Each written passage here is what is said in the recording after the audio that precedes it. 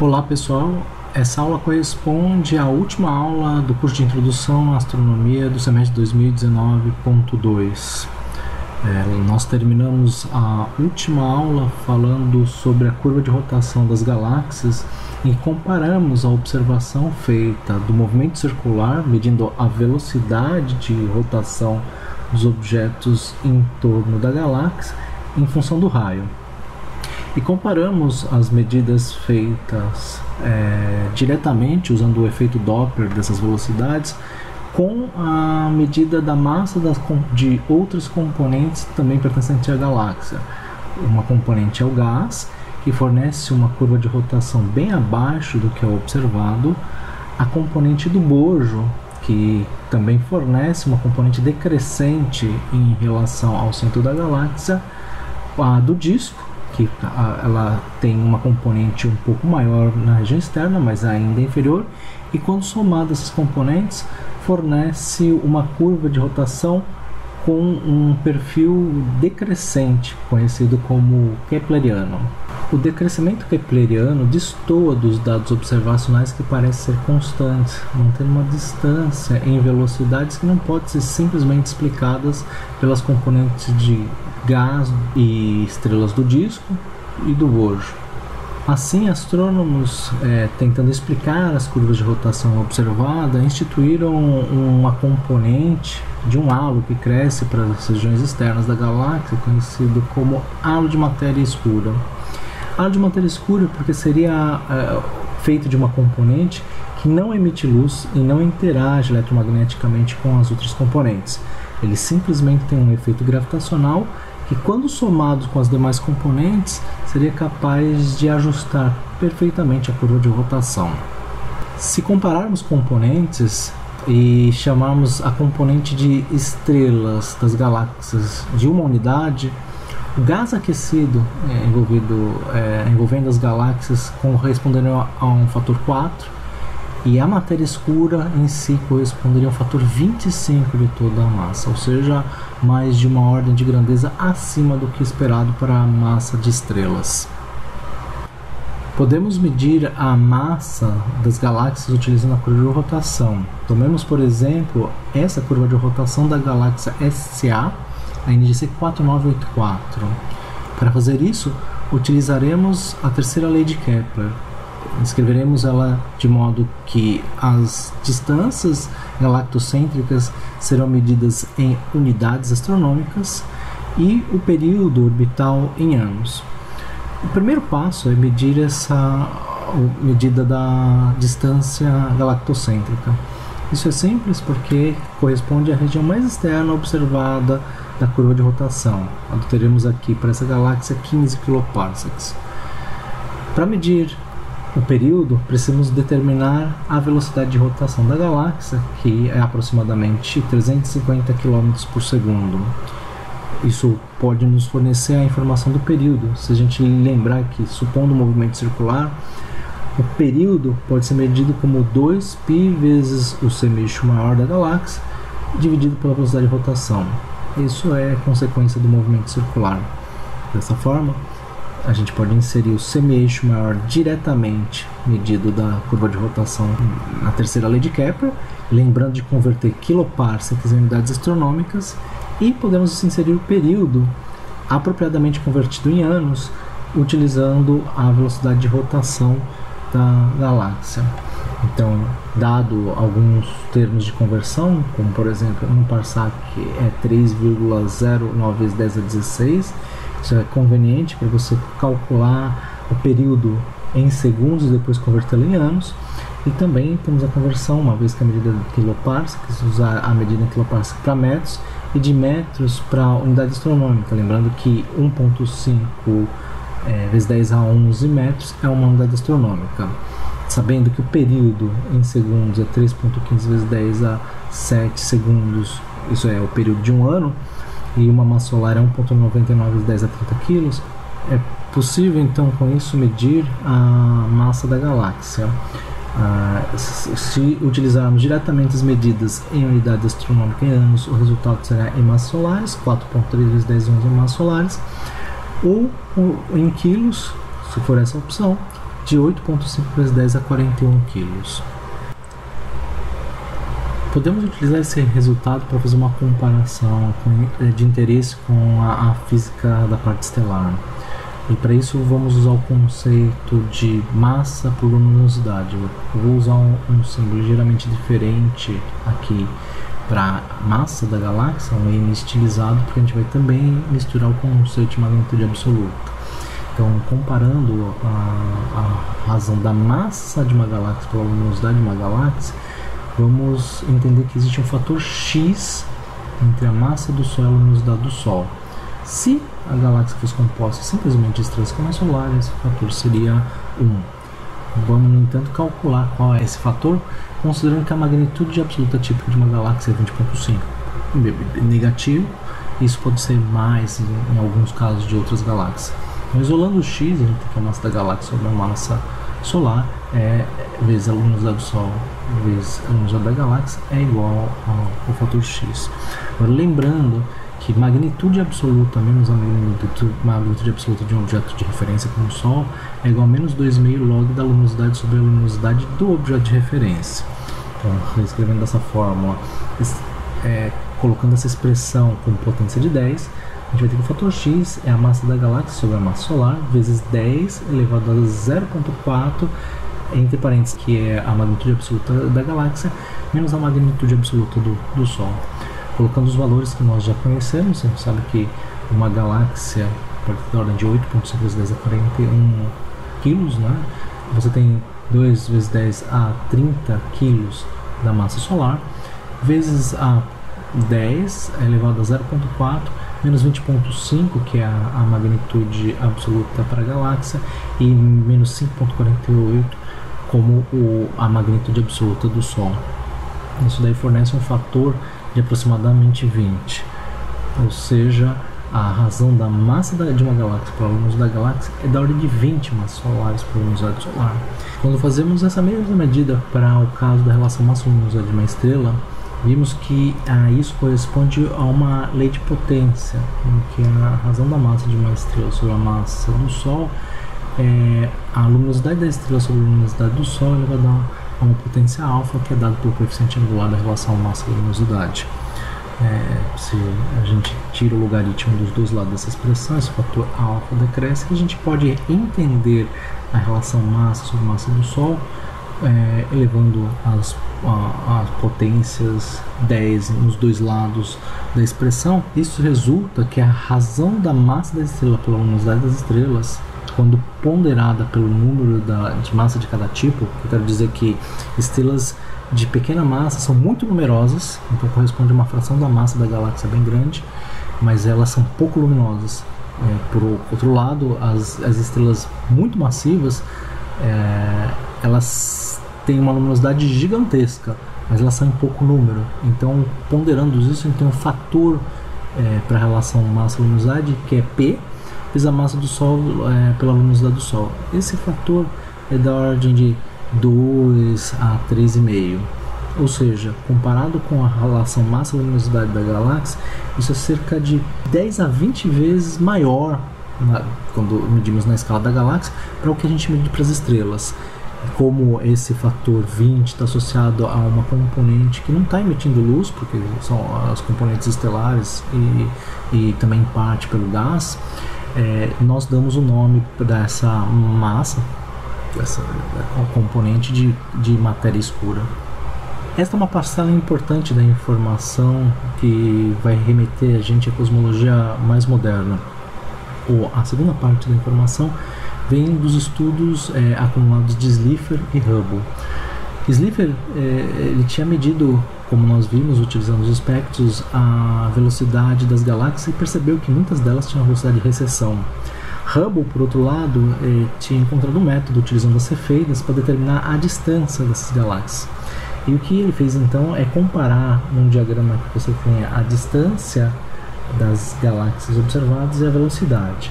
Aqui eu estou representando a galáxia central do aglomerado de Virgo e estou apresentando também o espectro dessa galáxia. Nele é possível observar que existem duas linhas aqui chamadas H e K. Essas linhas se encontram nessa posição E com isso o Hubble foi capaz de medir não só a velocidade de retração da galáxia, mas utilizando as efeitos a distância delas, de 8 megaparsecs. Isso neste gráfico corresponde a um ponto próximo aqui da origem. Aí, estudando mais outras galáxias, como a galáxia na Ursa Maior, detectou um deslocamento das linhas espectrais e mediu a distância pelo mesmo procedimento. Fez isso também com a Corona Borealis, a Bootes e Hydra, e percebeu uma relação linear entre essas grandezas, em que a velocidade é diretamente proporcional à distância dos objetos, sendo o coeficiente angular uma constante dado por H0. Essa constante ela tem um papel muito interessante, porque a conclusão dessa expressão é que quanto mais distante um objeto, maior é a velocidade que ele se afasta de nós. Isso nada tem a ver com os resultados de Trampler, como tínhamos falado, sobre o tamanho de um aglomerado de estrelas, que quanto mais distantes eles pareciam ser maiores pelo efeito da extinção. Aqui não importava a direção para que o robô observasse as galáxias, a velocidade de extinção era a mesma. A extinção da nossa galáxia é diferente em diferentes direções, então isso remetia à ideia de que existia um efeito sistemático, pertencente ao universo como um todo, e ele estaria expandindo quando a gente estivesse vendo os objetos mais distantes. A distância relativa dos objetos marcados pelas cefeidas remetia a uma velocidade que informava que o espaço entre as galáxias poderia estar aumentando. Isso pode ser entendido da seguinte forma: vou ativar a luz aqui e fazer um desenho. Imagine que você tem um universo que vai funcionar como se fosse um elástico.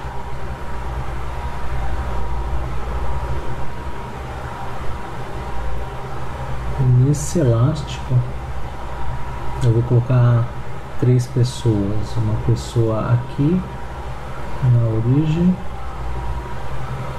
uma pessoa aqui no meio do elástico. Vou colocar ela com o cabelo comprido e vou colocar uma pessoa aqui em vermelho nessa posição. Então eu posso, assim, de forma ilustrativa, falar que a distância deste observador até esta pessoa é D dividido por 2, e posso representar que a distância desta pessoa até esta pessoa aqui é D. Suponha que passado o tempo, então passado um tempo ΔT, haja uma expansão uniforme aqui nesse elástico. Eu estico esse elástico. Deixa eu ver se eu consigo desenhar aqui a referência. Então, desenho o elástico e simplesmente dobro a distância do elástico, o tamanho do elástico. Dobrando o tamanho do elástico, vai acontecer o seguinte: nessa posição em que se encontrava o observador vermelho, vai estar a pessoa de cabelo comprido, e nesta posição final aqui vai estar a pessoa vermelha. E evidentemente o observador original vai se ver nesta posição sem um deslocamento. De uma para outra, o que a gente vai encontrar aqui, que para esse observador a distância aqui ficou D. Só que para este observador aqui, esta distância ficou 2D. Então eu gostaria de medir a velocidade relativa para a pessoa de cabelo comprido e a pessoa vermelha. Para fazer isso, a gente parte simplesmente da expressão V é igual a delta S sobre delta T. Muito bem, eu posso calcular a velocidade da pessoa de cabelo comprido. Ela vai ser igual a quê?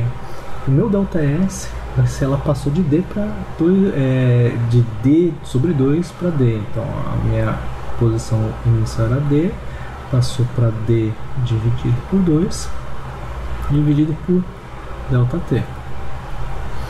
Então a gente pode ver que a velocidade dessa pessoa de cabelo comprido passou de D sobre 2 dividido por delta T.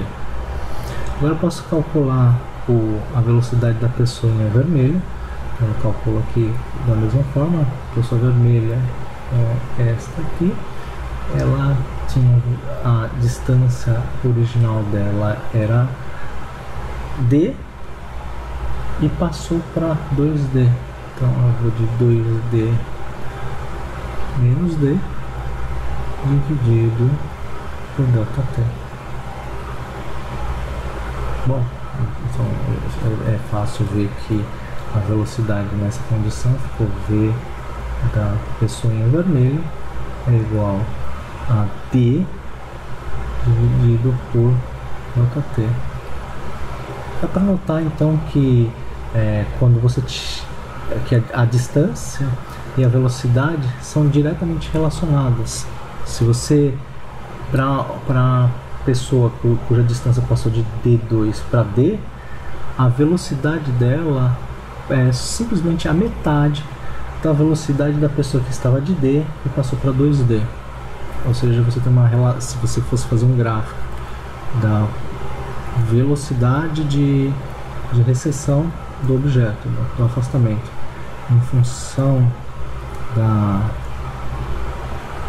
distância. Nesse caso nós teríamos 2 pontos e associado a ela uma linha reta que deveria passar pela origem. Esse efeito é bastante interessante porque você teria um coeficiente angular e a medida desse coeficiente angular é a constante de Hubble H0. Dessa forma, as velocidades não pertencem individualmente às pessoas que estão nesse universo elástico. Cada um mediria o mesmo tipo de expansão para as outras. Inclusive, se eu tivesse na referência da pessoa cabeluda ou da pessoa vermelha, eu veria o movimento inverso, mas todos mediriam o mesmo tipo de curva e o mesmo H0. Isso significa que não é a velocidade das pessoas individualmente como objetos, mas o espaço entre elas que está crescendo pela existência desse universo elástico. Existe uma anedota muito interessante porque a consequência disso é previsível, porque se Hubble observou as galáxias se expandindo no futuro, significa que quando a gente reverte o tempo para trás, seria possível supor que o universo em algum momento foi muito pequeno, tão pequeno, tão pequeno, condensou toda a matéria que tinha no universo em um único ponto. E esse ponto seria a origem do universo, que recebeu de uma forma anedótica o nome de Big Bang. Esse nome é um batismo do astrônomo Fred Hoyle, e que tinha um argumento muito bacana para isso, porque ele criava alternativas para a explicação da expansão de Hubble. Uma das explicativas dele é baseada na ideia de que se você criasse por cada metro cúbico uma partícula de hidrogênio, você conseguiria explicar essa expansão do universo. Ele foi interpelado com a ideia de que seria absurdo, porque essa partícula teria que surgir da onde? Ele falava, surgia do nada. E as pessoas falam, como é que uma partícula pode surgir do nada? E ele contra-argumentava que vocês estão falando que o universo inteiro surgiu do nada.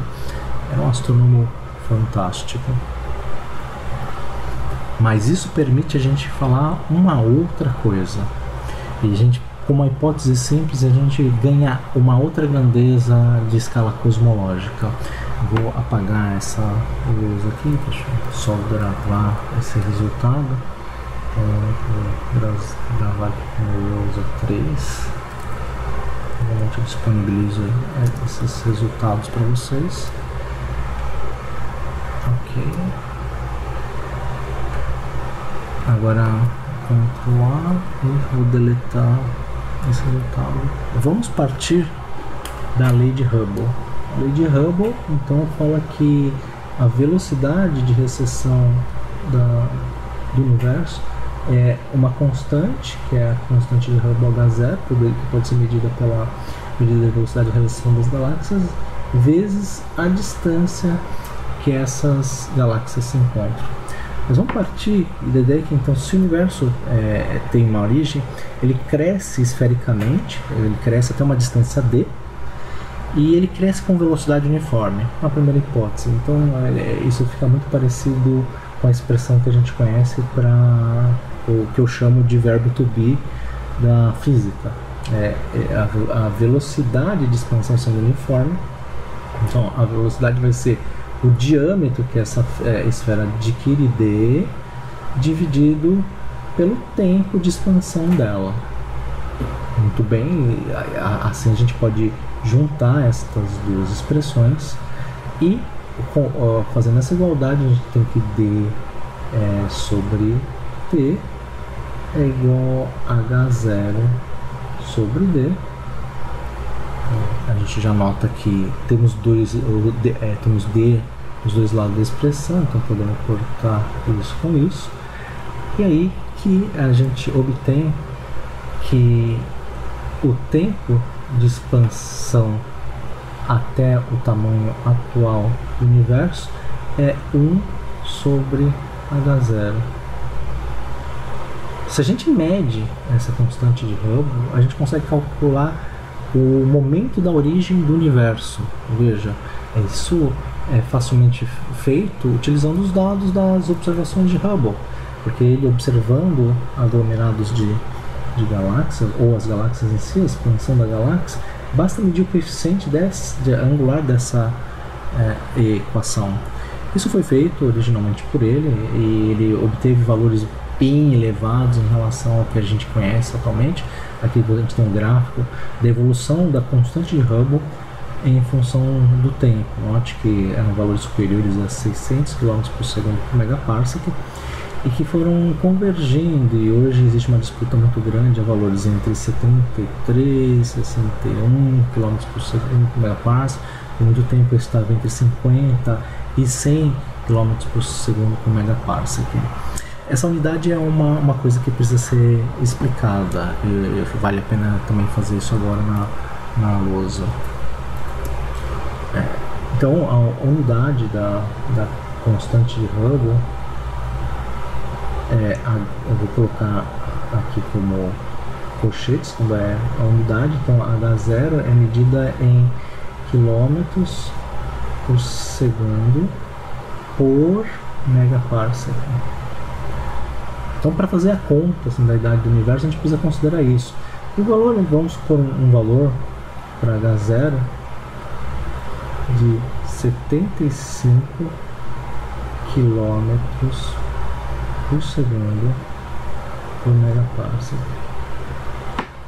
Para calcular a idade do universo usando essa expressão, o cuidado que a gente tem que ter é converter essa expressão de forma que quilômetro e megaparsec se anulem. Porque a gente representa com essa unidade? A explicação é a seguinte: quando a gente faz essa divisão aqui de quilômetros por segundo por megaparsec, a gente está falando justamente sobre a lei de Hubble. A gente está falando que a cada megaparsec que você avança no universo em distância, a velocidade de recessão das galáxias cresce 75 km por segundo. Essa é a conveniente de se descrever a taxa com que está crescendo a velocidade de recessão. Então, a cada megaparsec, 75 km por segundo são acrescidos na velocidade de recessão. Óbvio, todas as distâncias intermediárias têm velocidades intermediárias, mas isso é só uma forma de representar essa taxa. Para fazer essa conversão, temos que lembrar o seguinte: vamos tentar converter tudo para a mesma unidade para que ela se anule. Então a gente tem que anular ou converter quilômetro em megaparsec, megaparsec em quilômetro. Minha sugestão é transformar megaparsec em quilômetros. Isso vai te dar o seguinte: então H0 vai ser 75, quilômetro é 10 a terceira metros por segundo. E a gente quer anular o megaparsec, que vem de lembrar o seguinte, que 1 mega é 10 a sexta, mega é 10 a sexta, e parsec em metros é 3,08 vezes 10 a 16 metros.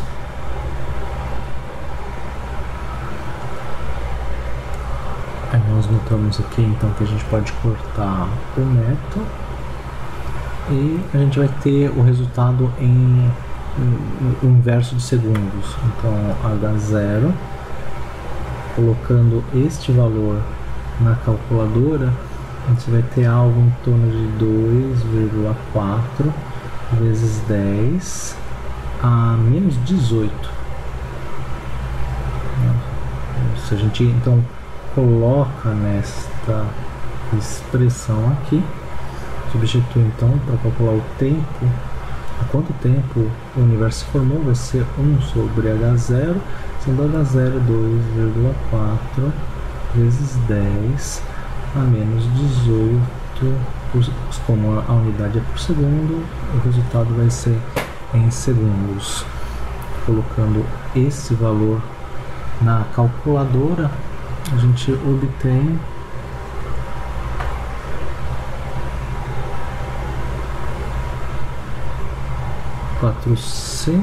vou colocar em potência de 10, deu 4,1 vezes 10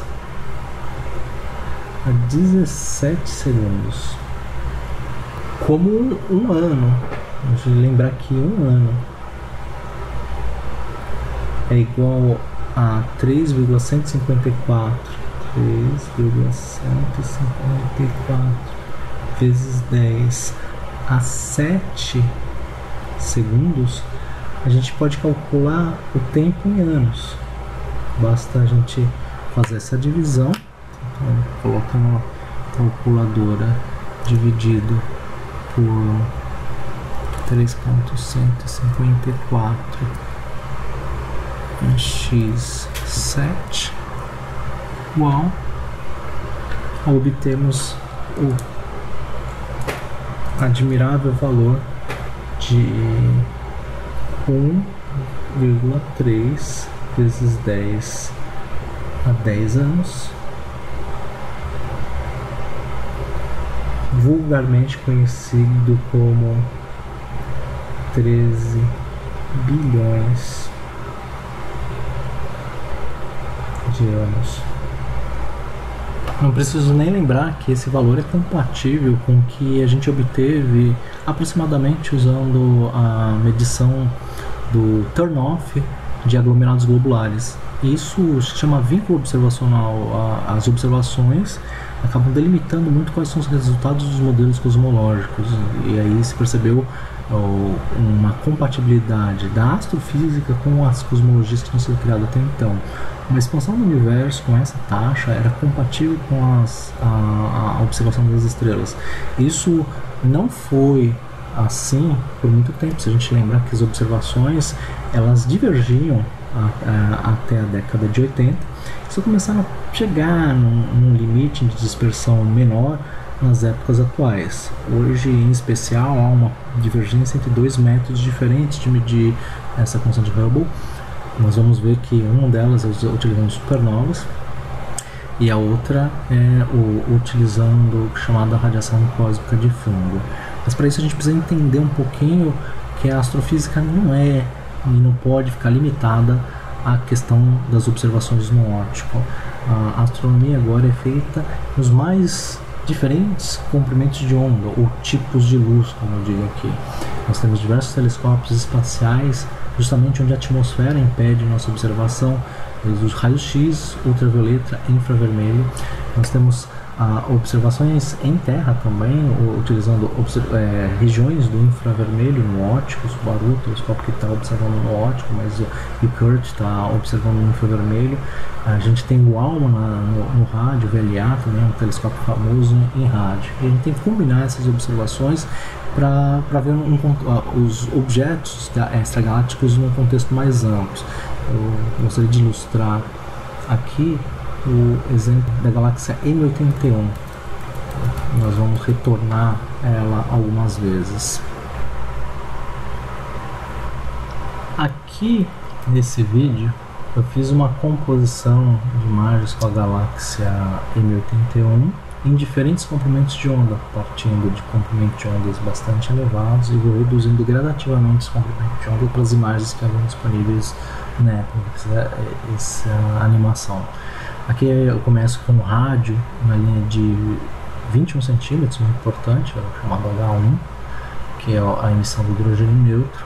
E você pode ver que essa emissão delineia bem os braços espirais, encontrando a região central com um grande vazio nas regiões internas. Se eu vou avançando nos comprimentos de onda, reduzindo eles, eu vou contínuo, você pode ver que há um alargamento dos braços espirais, começa a surgir alguma emissão nas regiões centrais, até eu ir para o infravermelho, o filtro J, que você vai ver um grande destaque para a região do bojo, muito brilhante, os braços menos destacados, quase abraçados, amanhecidos nessa emissão, a não ser que você observa em H-alfa. Em H-alfa surge claramente os braços espirais, justamente porque esta é a emissão de regiões de formação de estrelas. O bojo aparece extremamente alargado, especialmente quando a gente vai para o filtro contínuo, como o filtro R.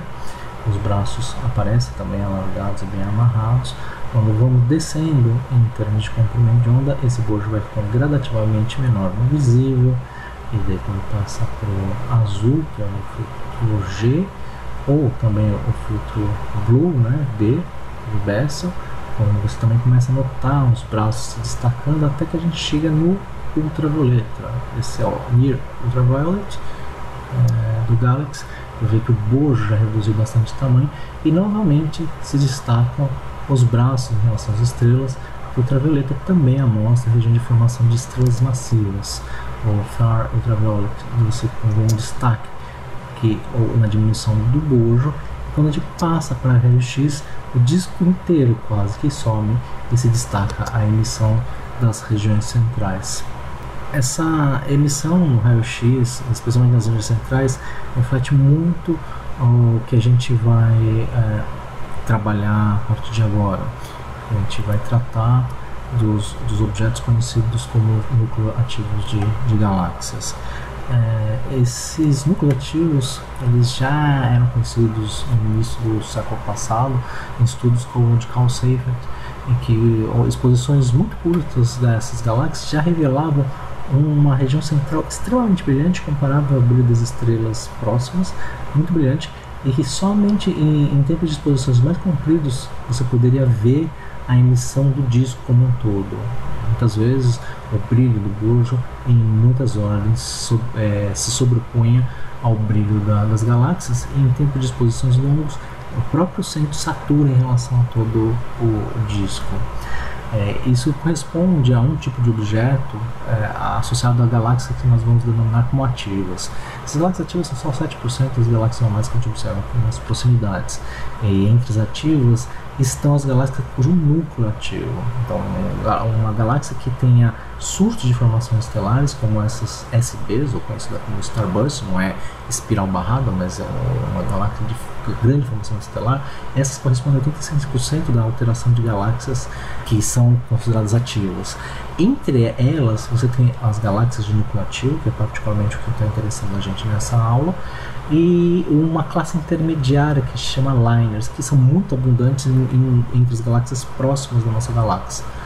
Elas são 15%, e elas estão aqui fora da relação de núcleos ativos, embora possam aparecer junto com núcleos ativos, porque efetivamente elas têm emissão diferenciada no núcleo, mas você não tem certeza se ela é incitada por um núcleo ativo, por um motor, como um buraco negro na região central, ou por uma formação estelar destacada nas regiões centrais. Pode ser uma mescla das duas coisas. Mas o importante é que quando a gente tem os núcleos ativos, a gente consegue fazer uma distinção bem clara entre duas categorias quando a gente está observando em rádio. Na observação em rádio, a gente vai separar os objetos em duas categorias, em radio quiet e em radio loud. Radio quiet são objetos que são tranquilos, entre aspas, em rádio. Tem pouca emissão em rádio, na verdade, de fato, tem emissões grandes em rádio, mas quando comparado com a radio loud, a emissão é mais baixa. E, curiosamente, as radio quiet são dominadas por galáxias do tipo espiral. As radio loud, por suas vezes, por galáxia elíptica. Mas as radio quiet também são mais frequentes, 99% dos objetos contra 1% dos objetos radio loud. A gente pode dividir as radio quiet em três categorias: as Seyferts, que são as mais abundantes, as Narrow Emission Line Galaxies, apenas 1%, e as QSOs, que correspondem a Quasi-Stellar Objects, objetos quasi-estelares em baixa emissão em rádio, e que tem só esses Broad Absorption Lines como subcategoria. A Seyfert, por sua vez, tem diversas categorias, mas as mais importantes são Seyfert tipo 1 e Seyfert tipo 2, que eu vou mostrar como classificá-las. Você tem uma série de categorias intermediárias que a gente estuda no curso de extragaláctica. Já nesse outro ramo das AGNs, nós temos as Radio Louds, podem se dividir em um objeto bastante famoso na literatura chamado Quasars, também o Quasi-Stellar Object, mas com grande emissão em rádio, por isso Radio Loud. Os Blazares, que são objetos interessantíssimos, que parecem com Quasares, mas eles têm uma atividade de mudança de brilho extremamente violenta nas regiões centrais. Pode se dividir em duas categorias, o VV, o BL e o Lacerta. Ou também é uma característica muito diferenciada nos espectros que eu vou apresentar hoje. Também a gente pode dividir com as Radio Galaxies, galáxias que têm emissão em rádio, que com mais facilidade se conseguiu associar a galáxias que têm emissão em rádio, porque os quadros também emitem rádio e a gente vai ver que elas também são galáxias. Entre as galáxias que se emitem rádio, ou seja, com objetos que você consegue distinguir como galáxias, porque até a um certo momento Quasares não eram distintos de galáxias, você tem objetos do tipo 1 e 2, FR1 e FR2, e que estão destacados objetos com Narrow Line Region Galaxies, ou galáxias com regiões de linhas estreitas, e Broad Line Region Galaxies, ou galáxias com regiões de linhas alargadas. Começamos então pelas galáxias Liners. As Liners, o nome é um acrônimo que significa Low Ionization Emission Regions, ou seja, são regiões nucleares com linhas de emissão de baixa ionização. O problema entre elas é que não se sabe bem qual é a origem dessa emissão central, não se sabe se é por uma região de alta formação estelar ou pela existência de um possível buraco negro que esteja alimentando esse gás. De fato, por exemplo, aqui no caso famoso da galáxia Sombreiro, da galáxia da constelação de Andrômeda, a gente tem um dos maiores buracos negros registrados entre as galáxias próximas, um buraco negro de 10 a 9. Mas não se sabe o quanto desse buraco negro pode estar implicando na emissão das regiões centrais de objetos que já se destaca por um bojo bastante proeminente. A diferença para reconhecimento dos liners está nas linhas espectrais. Pode ver que é um espectro típico de galáxia. Um diferencial é que, apesar de ser um espectro típico, com linhas de emissão e absorção, é que as linhas de emissão são extremamente fracas. Por isso, Low Ionization Emission, ou seja, ele é uma galáxia que tem emissão muito fraca. Isso permite a classificação da galáxia nessa categoria. Entre os primeiros objetos a serem descobertos, o Carl Seyfert, em 1943, destacou galáxias com núcleos extremamente brilhantes, que acabaram recebendo o nome do descobridor. São objetos que têm um núcleo ativo tão brilhante que por muitas vezes emitem várias vezes mais do que a energia da própria galáxia hospedeira. Uma coisa que caracteriza é quando você consegue medir a rotação dessas galáxias da mesma forma que a gente mede a rotação da galáxia, mas eu estou falando de como o gás gira nas regiões bem centrais no núcleo dessas galáxias.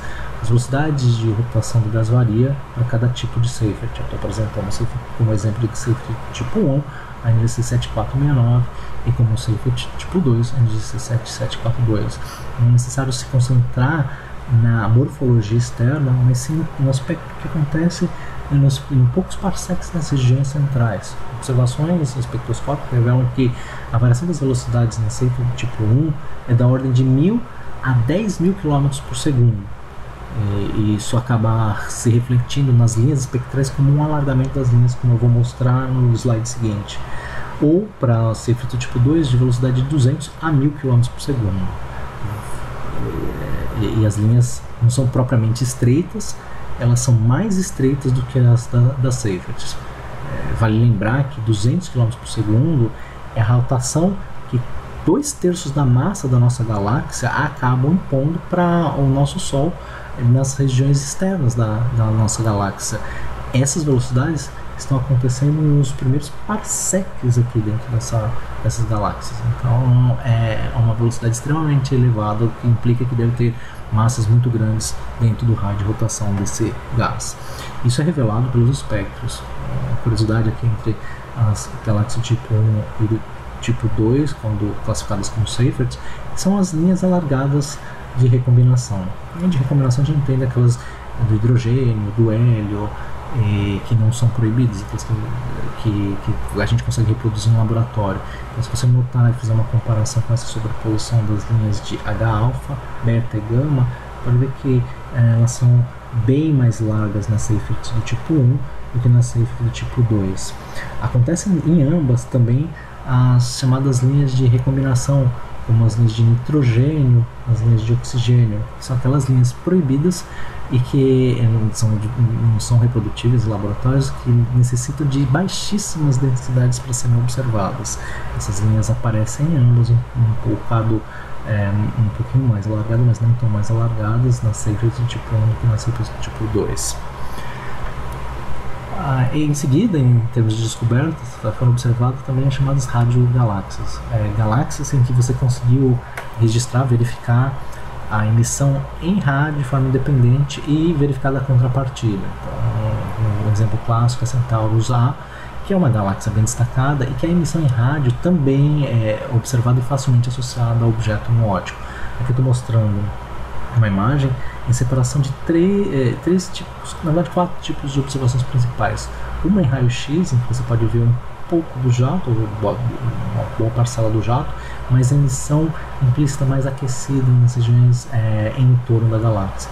A observação que delimita no óptico a galáxia, a observação em rádio, que destaca especialmente isso que ficou conhecido como jato, a emissão de hidrogênio neutro, que está bem nessa região onde você tem a parte escura, onde você espera que o material seja mais frio, e que por isso permite a existência do gás hidrogênio nesse formato neutro. A 3C219 também uma radiogaláxia, mas de um objeto que já tem um aspecto mais estelar, mas que posteriormente se pôde verificar que esse aspecto estelar na verdade era simplesmente as partes centrais de um objeto estendido, mas que o núcleo se destacava muito mais que as partes externas. A existência desses jatos colimados a distâncias tão grandes das galáxias remete à existência de um mecanismo que seja capaz de acelerar os elétrons, colocar ele em rotação. Basta você ter um campo magnético e alta velocidade para os elétrons, isso é atingível por exemplo, aquecimento do gás nessas regiões centrais. Esse elétron girando, ele vai, como eu falei para vocês na revisão sobre a parte de quântica, especialmente o átomo de Bohr, é que o átomo acelerado, como em rotação, ele emite na direção especialmente o elétron, ele emite na direção do movimento. Essa emissão é conhecida como síncroton e é por isso que ela é observada especialmente em rádio, mas também observada em raio-x. Nesse ponto eu tinha que fazer a separação entre os objetos, porque quando esses objetos foram descobertos pela primeira vez, eles foram descobertos em observações de estrelas variáveis. Então se observar objetos que são variáveis, fazer espectroscopia, e eis que no plano observacional se faz a espectroscopia e se obtém linhas de emissão em objetos que se esperava estelar. quando você observou isso, não se conhecia de primeira mão os espectros, até que um astronômico galáctico observou: vocês estão vendo linhas de hidrogênio, só que essas linhas estavam impressionantemente, H-alfa, H-beta, H-gama, H-delta, impressionantemente deslocadas das regiões onde eles deveriam estar. Isso significava que esses objetos estavam se deslocando a velocidades absurdas, especialmente os primeiros quasares, uma fração de 0,2% da velocidade da luz. Mas hoje em dia você consegue detectar, tem radiofrequências, objetos com deslocamento de 6,5. Para entender esse 6,5, a gente precisa avançar também no curso extragaláctico, especialmente nos conceitos de relatividade, para entender velocidades que não são superiores à da luz. A gente tem que reescrever a equação do efeito Doppler para admitir esses deslocamentos a altas velocidades esperadas para os objetos de tão distantes que eles se encontram. Numa categoria próxima aos quasares estão os blazares, que são objetos que têm aspecto pontual e emitem energias impressionantes, não apresentam característica proeminente nenhuma no espectro. Eles têm alta variabilidade no espectro, você pode ver variações que podem ser de minutos ou de horas, de dias, especialmente bem destacado variações grandes de brilho de dias e semanas. Isso vai criar um mecanismo importantíssimo para a gente conseguir medir o tamanho da fonte emissora. Vai ver que emissões associadas a massas de 10 a 8, 10 a 9 massas solares estão restritas a um raio menor do que 10 unidades astronômicas. Outra coisa característica bem interessante nos blazares e as subcategorias, como os OVVs e as ABL Lacertaire, é que quando se observa o espectro, quase que não se detecta nenhuma linha de emissão. Ou seja, dificilmente você consegue encontrar um padrão para medir o redshift deles. Essa é uma limitação desse tipo de observação. E qual deve ser a origem dessa energia toda? Observações em nossa galáxia e galáxia têm remetido a uma ideia da existência de um mecanismo associado aos buracos negros. Na galáxia de Andrômeda, como ela está a uma certa distância, a gente não tem muita resolução para destacar os centros. As melhores observações que a gente tem usando o Hubble Space Telescope, eles destacam duas estruturas nas regiões centrais e você pode medir a velocidade. Aqui tem uma concepção artística de um disco em torno de um objeto central bem mais massivo nas partes internas. Aqui é uma imagem exibindo os 15 anos-luz de proximidade desse objeto. Esses objetos estão girando em torno de um centro comum a altíssimas velocidades. Aqui eu tenho uma observação da galáxia NGC 7582. Eu tenho ela aqui também para apresentar no DS9, só para mostrar a ideia. É uma observação em que a fenda que eu apresentei para vocês no espectrógrafo é colocada em duas posições perpendiculares. Então eu tenho essa mesma observação aqui, só está invertida, está de ponta cabeça, mas eu vou conseguir carregar umas regiões aqui representando a posição das fendas do espectrógrafo utilizado. Então, com Alt Tab aqui eu consigo ver a localização aqui da pasta e consigo colocar para abrir esse objeto. Abrir e aqui consigo exibir aqui nessa direção que a gente está vendo em linha verde, é a fenda na qual a gente está fazendo a dispersão do espectro. E a espectrais corresponde a essa observação. Então a dispersão é dispersada essa parte central. E você pode ver que logo nos primeiros segundos de arco da região central você tem um aumento extremamente súbito aqui no que a gente mede de velocidade. Então a região central está aqui e você tem variações de velocidade que da região central podem ser de 400 km por segundo só nos primeiros parsecs da região central. Essa outra direção representa a perpendicular a essa proteção, você pode também ver, você tem um espalhamento dessa observação, tem velocidades muito grandes, chamada dispersão de velocidades. Tanto essa dispersão de velocidades quanto essa de variação de velocidade de rotação são utilizados para medir massa do mesmo modo como a gente fez utilizando a curva de rotação da galáxia. Essa velocidade da distância do centro da galáxia pode ser utilizada para determinar a massa, e para esses objetos você tem massas da ordem de 10 a 8. A própria galáxia elíptica, pouco gás, mas nas regiões centrais você pode encontrar esses gases na forma de linhas estreitas ou linhas alargadas, dependendo do objeto. Em 1087 você consegue observar a variação em duas posições espectrais, uma aqui e outra aqui, de 1087 para os primeiros parsecs em relação ao centro da galáxia. Essa diferença em frequência ou diferença em comprimento de onda reflete uma variação de velocidade Doppler gigante. E aí, observando aqui um destaque do que está observando nas regiões centrais, está observando uma região com jatos, e que o centro se destaca como o objeto com poeira, um objeto central com grande emissão, cercado de poeira em um objeto em forma de disco. Isso aqui é o gap entre as regiões. Nos primeiros 2 segundos de ar, quando a emissão está esse gap, onde acontece a emissão tanto para cima quanto na direção oposta.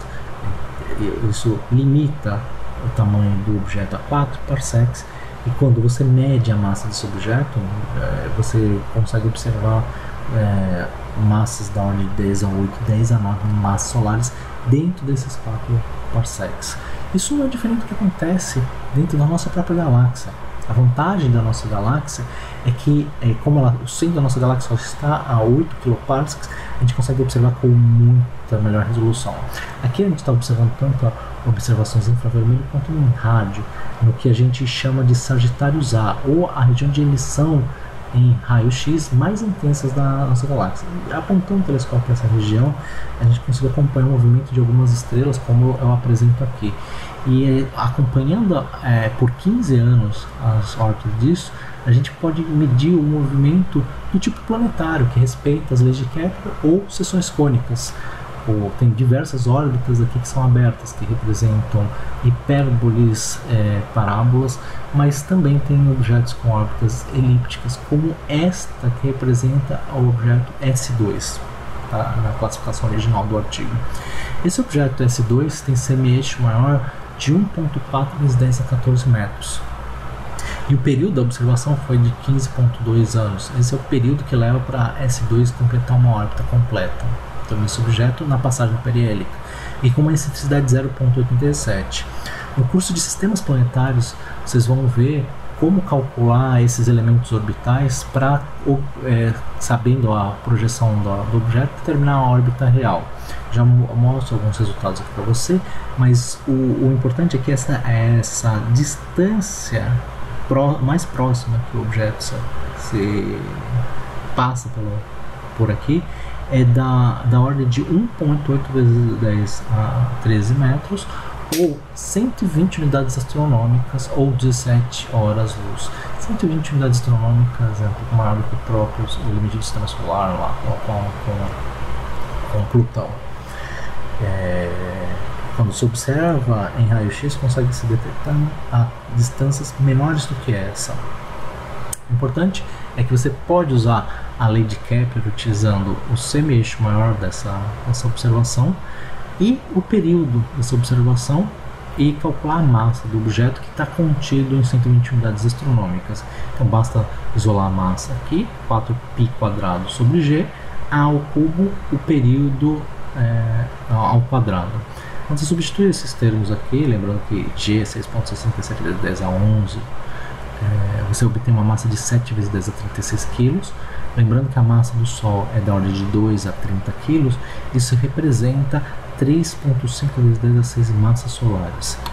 Note, 3.5 vezes 10 a 6 massas solares é a mesma quantidade se fosse um número de estrelas, seria o mesmo número de estrelas de um aglomerado globular. São milhões de estrelas. 3.5 vezes 10 a 6 estrelas dentro de 120 unidades astronômicas. Isso aqui é o tamanho do sistema solar. dentro do nosso sistema solar, só existe uma estrela e ela brilha capaz de iluminar e a gente observar Plutão distante na distância que está. Com uns 3,5 × 10⁶ milhões de masas solares, isso aqui deveria estar absolutamente iluminado e não tem nenhuma luz vindo desse objeto. Ele está girando, essas estrelas estão dançando em torno do nada. Do nada, entre aspas, eles estão girando em torno de 3,5 × 10⁶ massas solares que não emitem luz nenhuma. E isso é um argumento extremamente forte para a existência dos buracos negros. As galáxias anteriores, a gente consegue observar objetos com 10⁸ a 10⁹ massas solares, ou seja, massas bem maiores do que o que a gente encontra no núcleo da nossa galáxia, o que sugere que todas as galáxias devem possuir um buraco negro central. Essa sugestão converge para uma explicação única para o que a gente vê nos núcleos ativos de galáxia. Todos os núcleos ativos de galáxia devem possuir um mecanismo central alimentado por um buraco negro. E a gente pode explicar os diferentes espectros observados para cada um dos tipos de galáxia com um modelo que representa os núcleos ativos da seguinte forma. Você tem um mecanismo central que é um buraco negro supermassivo. Esses buracos negros supermassivos já tinha distinto eles de buracos negros estelares pelo fato de que o raio gravitacional deles, né, o raio de maré dele, ele está bem adentro do raio que limita a fuga da luz, aquele chamado horizonte de eventos. E aí, ou seja, um objeto pode passar muito próximo do centro do buraco negro sem sofrer disrupção de maré, o que não acontece com um buraco negro estelar. Esse buraco negro estaria rodeado de um torus de gás e poeira, que é o mesmo gás que a gente viu na galáxia de Centaurus A, em hidrogênio neutro, mas para as regiões externas. E aqui é uma região mais fria, aquecida nas partes internas, mas mais resfriada justamente pela opacidade das regiões externas. Como esse gás e poeira estão girando em torno do buraco negro, eles obstruem qualquer observação na direção do torus.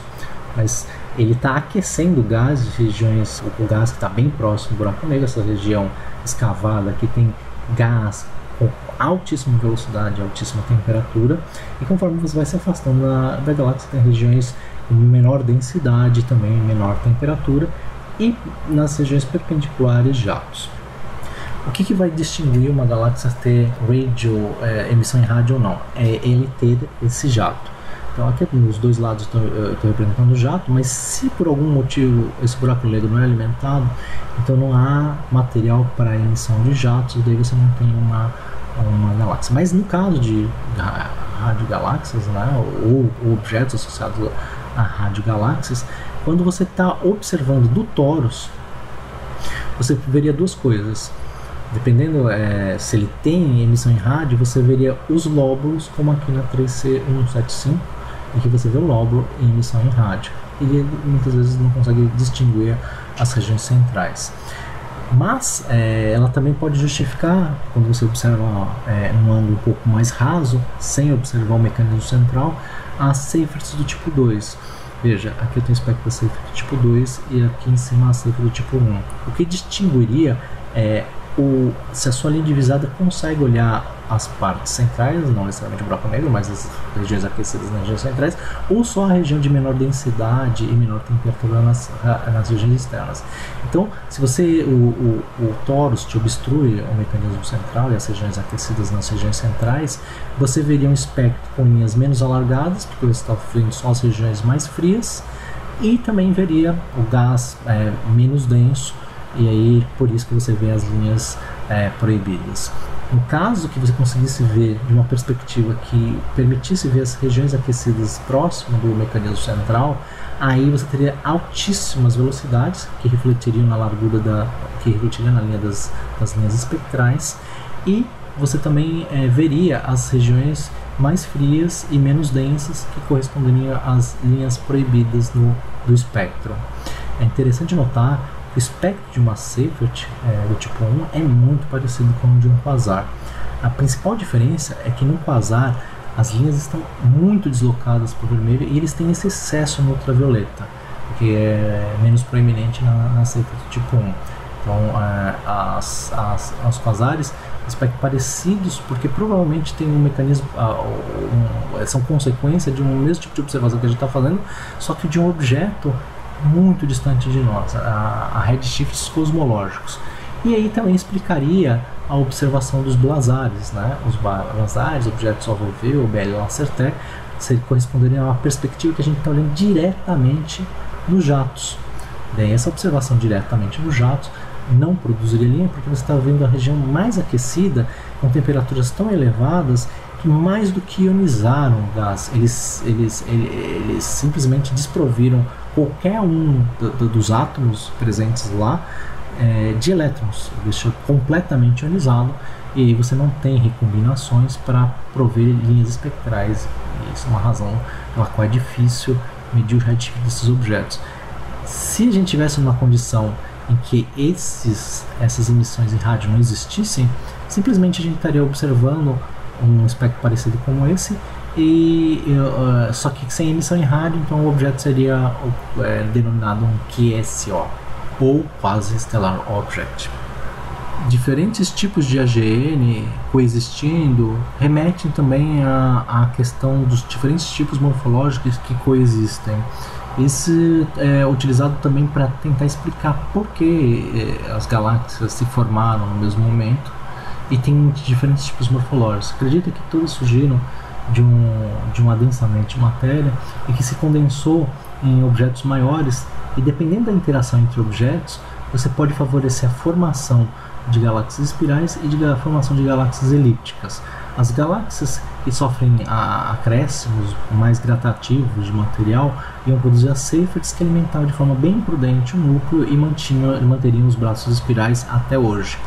Nos quasares você teria nos objetos, que originalmente eram quasares, interações maiores com objetos da mesma massa, produziriam uma mescla de gás que alimentaria fortemente os buracos negros centrais, gerariam as radiogaláxias, os objetos centrais, favorecendo a varredura do gás da galáxia e a permanência só das galáxias que originalmente se formaram nela e que combinariam nas elípticas.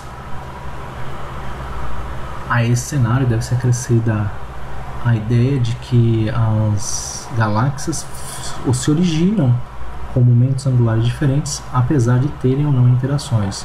Mas se o universo foi menor no passado, também eram as interações por sua vez, num volume muito menor, eram maiores, e aqueles que favoreceram a dispersão das velocidades formariam galáxias elípticas, e aqueles que favoreceram o momento angular resultariam em galáxias espirais. Como os quasares são objetos e podem ser observados a distâncias tão grandes, porque eles emitem grandes energias, eles podem ser também elementos para nossa escala de distância. Nossa escala de distância começou no sistema solar por meio de paralaxe ou métodos que hoje se utiliza de rádio para determinação da unidade astronômica. As estrelas mais próximas são observadas por meio de paralaxe, e da paralaxe a gente consegue construir o diagrama HR e determinar distâncias também precisas pelo método que a gente conhece como paralaxe espectroscópica. Aí também a gente obteve referência de diversos outros tipos de estrelas, especialmente as variáveis, em que você tem as cefeidas e as RR-leiras, sendo que as cefeidas são objetos mais brilhantes e aumentam a nossa escala até 10 a 7 anos-luz. Mais brilhante do que as próprias cefeidas são as supernovas, tanto do tipo 1 quanto do tipo 2, que a gente viu o procedimento para utilizar as do tipo 2 como velas padrão no universo, mas no curso de essa galáctica a gente vai usar outras duas relações, uma conhecida como Tully-Fisher e outra Faber-Jackson, que também permitem determinar distâncias maiores como um recurso secundário baseado em outros calibradores. Mas em escalas cosmológicas, o recurso para medir distâncias é a lei de Hubble. E aí a gente pode usar os objetos observados a grandes distâncias, a lei de Hubble, para determinar essas distâncias, uma vez que eles brilham tanto. Para a formação desses objetos, a gente falou que no passado eles devem ter coexistido em densidades muito maiores. Parte dessa densidade a gente consegue ver o efeito ainda hoje. Quando a gente observa a galáxia 1081, os objetos em torno, elas parecem relativamente isoladas quando estão sendo observados no óptico. Mas quando a gente sobrepõe os dados no rádio, a gente consegue ver que, na verdade, muitos desses objetos têm uma forte interação entre si e que simplesmente estavam oculta dentro da faixa de comprimentos que a gente consegue observar. O grupo de 1081 é um objeto que tem interação com poucos objetos. Nossa própria galáxia tem interação com outros objetos. Colocando num sistema de coordenadas galáctico centrado nela, a gente tem a galáxia de Andrômeda, que está só a 780 kPa da gente, e ele tem uma latitude galáctica de 121 e uma longitude galáctica de menos 21,6. Note que eu estou falando de coordenadas galácticas, isso não significa coordenadas equatoriais. Então, a galáxia de Andrômeda não é facilmente observada no hemisfério sul. Felizmente para nós, em Aracaju, ele é mais facilmente observado. Mas quando colocamos todos os objetos em torno, nós vamos ver uma estrutura desse tipo, diversas galáxias menores em torno da Via Láctea, diversos outros objetos menores em torno da Andrômeda e MT3 mais próximo lá de Andrômeda. A distribuição espacial é assim, com dois objetos dominantes centrais em forma de um halteres, né? Se a gente vai falar sobre os tipos de objetos que existem na nossa galáxia, a gente pode começar aqui no grupo local. A gente tem 3 espirais, sendo Andrômeda uma delas, uma elíptica, NGC 205, 6% de anãs esferoidais, bem típica, irregulares mais típicas ainda, 15%, as anãs irregulares são 7%, e a grande maioria dos objetos são objetos extremamente difíceis de observar pela baixa densidade cosmológica, são chamados anãs esferoidais. São objetos que estão no limite entre o tamanho de um aglomerado globular, até por isso essa aparência de aglomerado globular, mas na verdade com extensões maiores e com um número de estrelas também, pelo menos uma ordem de grandeza maior. E aí a gente vê um grande número desses objetos, mas quando a gente compara além do grupo local, a gente vê que esses irregulares, objetos peculiares são muito raros, embora objetos elípticos também sejam raros, as galáxias espirais dominam nessa região do grupo local. Esse grupo local é uma restrição muito pequena do que a gente vê do universo. Quando a gente consegue alcançar distâncias muito maiores, por exemplo, na direção de Virgo, a gente vê esses objetos que aparentemente não tem correlação nenhuma entre eles. Mas se a gente for observar o redshift desses objetos, a gente está vendo em 2 dimensões, essa aparência pode parecer esporádica. Mas estudando o redshift, a gente consegue notar que todas essas sequências de objetos aqui pertencem ao mesmo grupo que a gente chama, como tem centenas de objetos, de um aglomerado. Então, um grupo vai ter menos de 10 objetos, um aglomerado vai ter mais de 10 a centenas de objetos.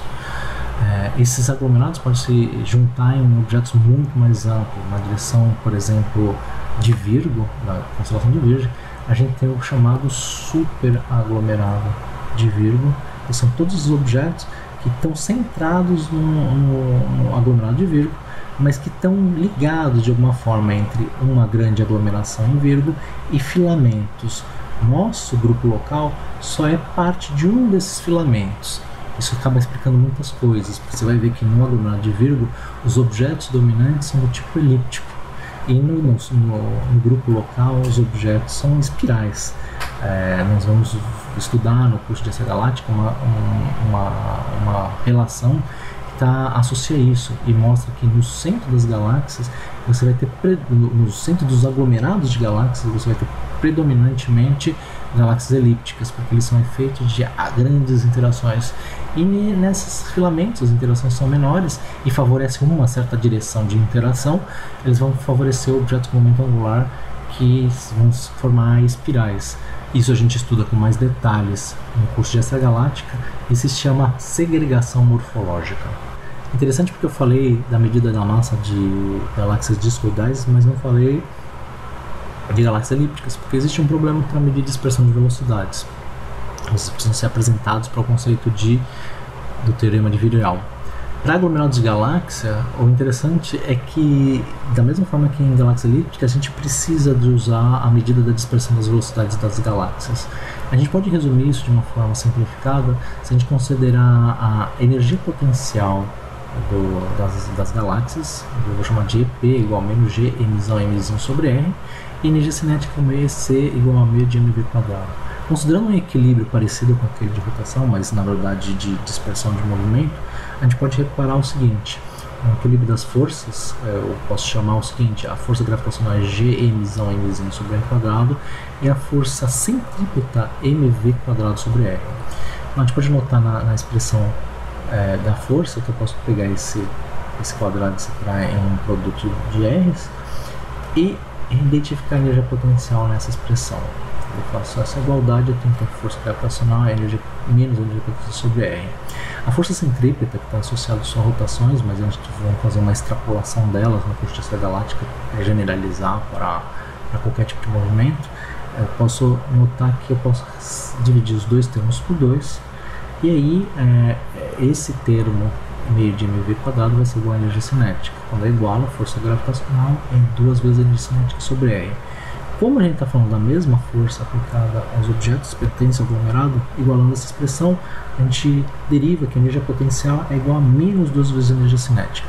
Essa é uma forma extremamente simplificada de introduzir ao teorema de Virial, mas também é um jeito que permite medir a massa dos aglomerados da galáxia. Então você iguala a energia potencial à energia cinética, associando a energia cinética a uma média das velocidades radiais observadas no aglomerado de galáxias. Isso foi feito pela primeira vez por Zwick. Ele notou que se a gente faz essa igualdade da energia potencial pela energia cinética, meio da energia cinética, a gente vai ver que a massa, zona da massa, vai ser v quadrada, dispersão da velocidade na direção radial, vezes um raio característico vezes g. Um raio característico é de alguns megaparsecs para um aglomerado. O grupo local tem 1 megaparsec, mas pode ter alguns megaparsecs, algumas dezenas de megaparsecs. A velocidade varia de 8 a 1000 km por segundo, extremamente elevadas. Como falei, nas regiões externas da nossa galáxia, que dá ordem de 200 a 300 km por segundo de rotação. Os objetos estão extremamente rápidos. A gente estima a velocidade de 10 a 14 a 10 a 15 massas solares. Aqui a gente tem uma outra coisa, a gente tem uma razão massa-luminosidade de centenas, que é bem maior do que a que a gente mede, uma ordem de grandeza maior do que a gente mede só usando a rotação das galáxias.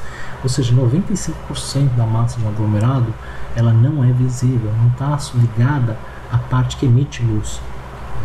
E ela está em uma ordem de grandeza maior do que a própria emissão, ou a própria razão massa-luminosidade de qualquer galáxia, uma ordem de grandeza. Esse tipo de observação é corroborado por outras observações que servem de propaganda para o curso de extragaláctica. Uma delas é a razão massa-luminosidade observada em grupos e aglomerados de galáxias em raio-x. A gente vê que a gravitação em raio-x é capaz de aprisionar um gás extremamente de baixa densidade, alta temperatura, mas que tem uma massa suficiente associada ao material aqui das galáxias, que aprisiona esse gás. Só considerando a luz das estrelas, a gente não vê galáxia suficiente para segurar gás a temperatura de dezenas, centenas de milhares de Kelvin.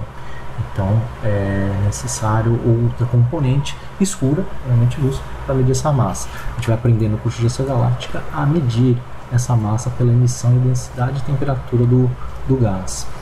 Uma outra componente vai ser possível de se acrescentar nessa discussão se a gente falar das observações de supernova. Como eu falei nesse caso, a matéria escura parece corresponder a 25 vezes do que a gente vê em massas de galáxias quando está falando simplesmente das massas da galáxia. O gás, como esse gás observado em raio-x, 4 vezes do que é observado em massa estelar. Quando a gente observa supernovas, surge um efeito muito interessante. A lei de Hubble, que permitiria igualar o que você vê por meio da distância e em diferentes procedimentos de medida, ela diverge um pouco quando está observando objetos muito distantes.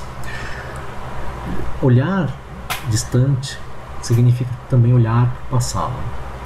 Nesse eixo, a gente tem o que a gente chama de módulo da distância, e aqui a gente tem Z, que é medido lá pelo método de Hubble. Quando a gente compara um com o outro, nós esperaríamos uma correspondência perfeita entre um método determinando a distância e outros. Quando a gente extrai o resíduo desses pontos, considerando diferentes modelos cosmológicos. Aqui eu estou mostrando modelos cosmológicos que tem matéria bariônica mais matéria escura, e aqui um outro termo, considerando uma pressão de expansão do universo, nós obtemos um resultado impressionante de que um objeto que simplesmente está, um universo que simplesmente está expandindo, não responde aos dados observacionais de supernovas muito distantes. A gente vê um certo excesso de supernovas para zeres maiores, e esses zeres maiores significam então um sobressalto que o universo, para ser explicado, precisa de uma componente de pressão negativa, uma pressão que aumenta o universo, não só faz com que ele expanda, mas que ele expanda aceleradamente. Esse termo recebe o nome de ômega lambda. Esse lambda vem da constante cosmológica da relatividade geral e cria mais uma componente misteriosa na nossa pizza de gravitacional do universo. A gente viu que os elementos pesados que vão formar os planetas correspondem só a 0,03 da matéria conhecida. É nisso que a gente vive. Neutrinos correspondem a 0,3%. As estrelas que a gente mede em nossa galáxia e outras galáxias correspondem só a 0,5% da massa do universo. E o gás na forma de hidrogênio e hélio, excluindo já os elementos pesados, são 4% da massa da nossa galáxia. Toda a soma desses elementos são uma fração do que corresponde ao que a gente chama de matéria escura, e agora com a descoberta desde 2011 de um universo em expansão de uma componente chamada Dark Energy, ou energia escura, que seriam 70% da energia associada ao universo. A maior parte do universo, esses 95% do universo, é simplesmente misterioso, escuro e desconhecido para a gente. Observações como essas de supernovas são bastante limitadas em escala quando a gente fala de Z, ou seja, do redshift. Isso pode ser amplificado com um fenômeno maravilhoso que acontece na natureza, e eu represento com uma analogia aqui quando se utiliza cálices para observar a luz de uma vela. Quando você usa a base do cálice para observar essa luz da vela, dependendo da posição que ele se encontra em relação a você, ou seja, do ângulo que você encontra com você consegue ver múltiplas imagens da vela, ou você consegue ver um anel inteiro em torno da vela se o alinhamento estiver perfeito, ou você consegue ver uma reconstituição da própria vela, mas deslocado da posição real. Esse fenômeno tem análogo na natureza. Você consegue ver a imagem de um quasar distribuída em torno de uma galáxia que distorce a direção original da luz e acaba formando múltiplas imagens de quasares extremamente distantes na sua linha divisada.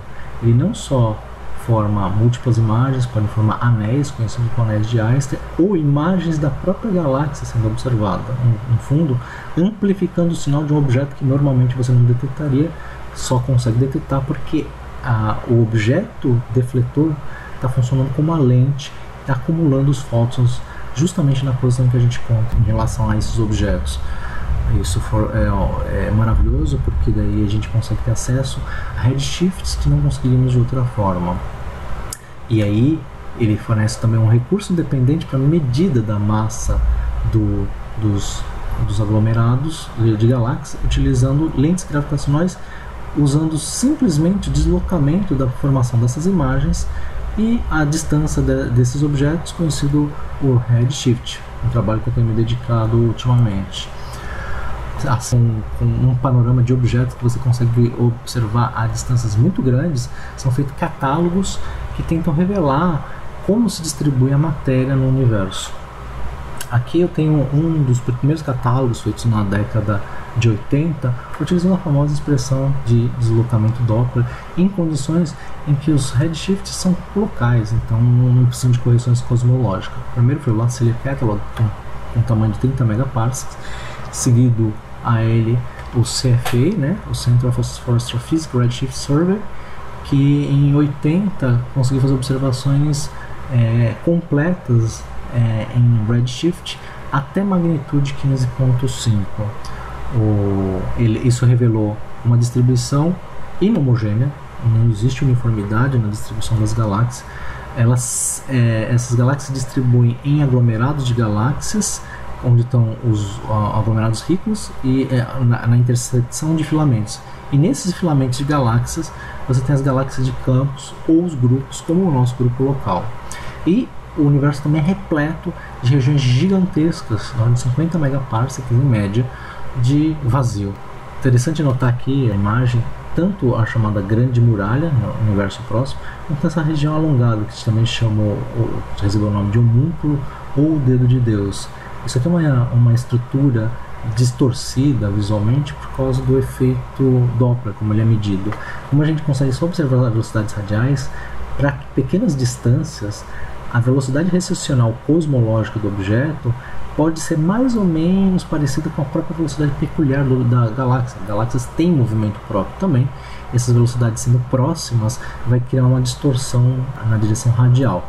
Mas isso é minimizado quando a gente consegue fazer catálogos com redshifts muito mais elevados do que esses. Aqui eu estou mostrando um survey de Las Campanas, cobre 700 graus do céu em 6 faixas e contém 24.000 galáxias com redshifts determinados.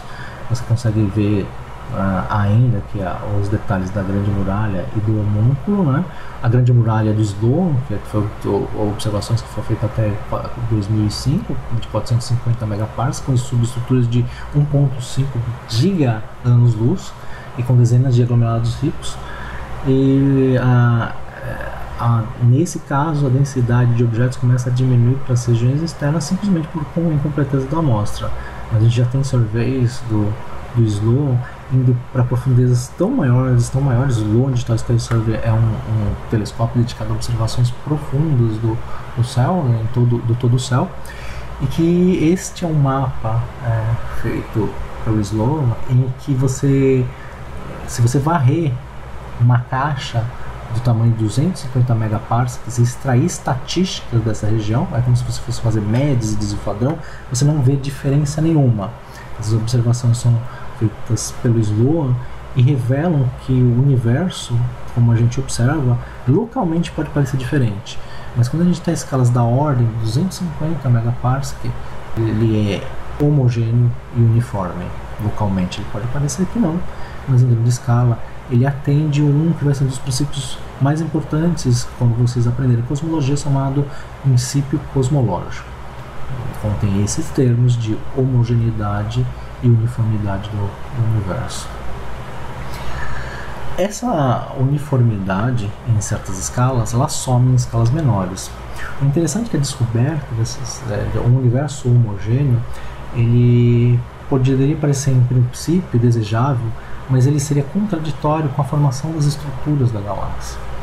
E ignorantes disso, dois engenheiros, Robert Wilson e Amos Penzias, estavam tentando aperfeiçoar uma antena em micro-ondas e não conseguiam tirar um ruído de fundo dessa antena, que era feito com tecnologia primorosa.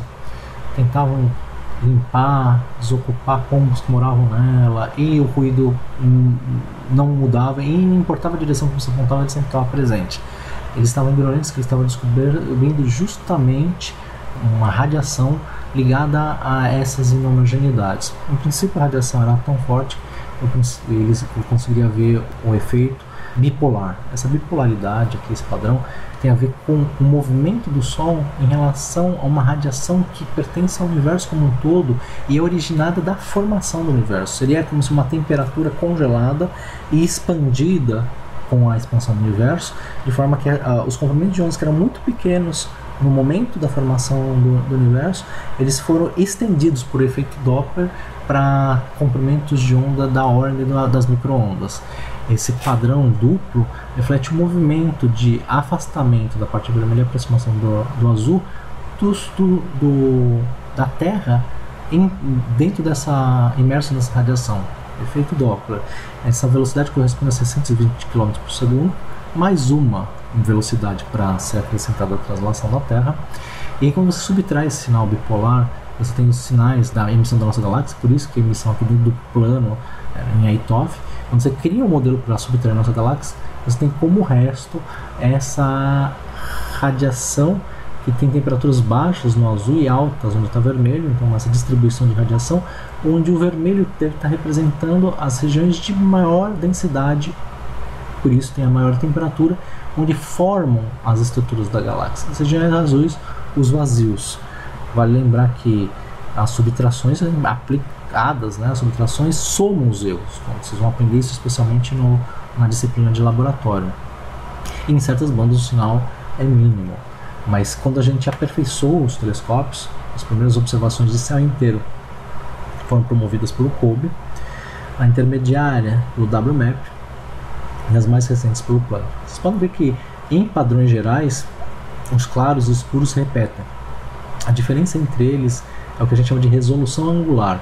Aqui a gente não consegue distinguir uma estrutura muito menor do que essa, que passam a ser distintas nessa e melhor resolvidas nessas. Quando você mede essas mínimas estruturas, você consegue medir também as mínimas estruturas, o tamanho mínimo das estruturas que são formadas logo na origem do universo. Essa radiação está associada a inumidades que permaneceram da formação original, de onde estavam os adensamentos originais de matéria. Uma analogia interessante para se pensar essas analogias é você pegar uma folha em branco e colocar contra a luz e ver que existem regiões mais claras e mais escuras de forma distribuídas não simétricas, mas em um padrão aleatório de claros e escuros. Essas regiões são de adensamento da textura do papel, algo que aparentemente acontece também na galáxia, mas pela presença, pela não uniformidade que ficou registrado em certas posições do espaço de matéria e que promoveram a formação de aglomerados de galáxias e de galáxias numa ordem que em princípio não se sabe. O que se sabe dessa radiação é que essa radiação é a qual que a gente consegue ajustar de forma mais perfeita uma radiação de corpo negro.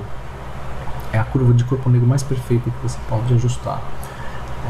E ela tem pico de radiação em 2,73 Kelvin, o que explica de forma muito bem ajustada o que era previsto por Gamow para a radiação cósmica de fundo, depois de evoluir quase 13 bilhões de anos. Então, mais uma ideia que corrobora com uma ideia de um universo com uma origem, um Big Bang. O que fica em dúvida, e também se tenta explorar nessa radiação cósmica de fundo, seria a geometria do universo. Isso é trabalhado melhor em cosmologia, mas três tipos de geometria seriam possíveis. Uma associada à geometria hiperbólica, outra plana e outra esférica. E o modo como os raios de luz se propagariam em cada um desses universos seria diferente. No universo plano, você teria distâncias percorridas por retas. No universo hiperbólico, ele fazia curvas abertas que têm um comprimento maior do que o do plano. Sendo que na esférica também esse comprimento poderia ser maior, mas promovendo ângulos maiores enquanto esse promove ângulos menores. Isso afetaria diretamente a radiação cósmica de fundo que a gente estaria vendo. E aí implicaria na formação primeiro de grandes estruturas ou primeiro de pequenas estruturas. Do modo como se vem convergindo observações sobre a radiação cósmica de fundo, sobre observações de supernovas, sobre formação de massas e as observações em altos redshifts, a ideia que pode prevalecer ou é de um cenário hierárquico em que as pequenas estruturas se formam primeiro, elas se aglomeram na interação. Essas interações formam as galáxias elípticas, espirais em mergens pequenos ou em mergens maiores, em que você perde a informação do momento angular, formam as elípticas e formam as galáxias maiores, esse chamado cenário hierárquico ou bottom-up. No segundo cenário, no cenário monolítico, um colapso que se desse de uma vez formaria só uma galáxia, e dependendo se ele fosse sem momento angular, formaria as galáxias elípticas. Se ele dominasse o momento angular, formaria as espirais, e galáxias anãs formariam também simultaneamente. E aí o que você precisa distinguir, e a radiação cósmica de fundo permite, desde que feitas as devidas hipóteses cosmológicas, verificar qual cenário seria o dominante.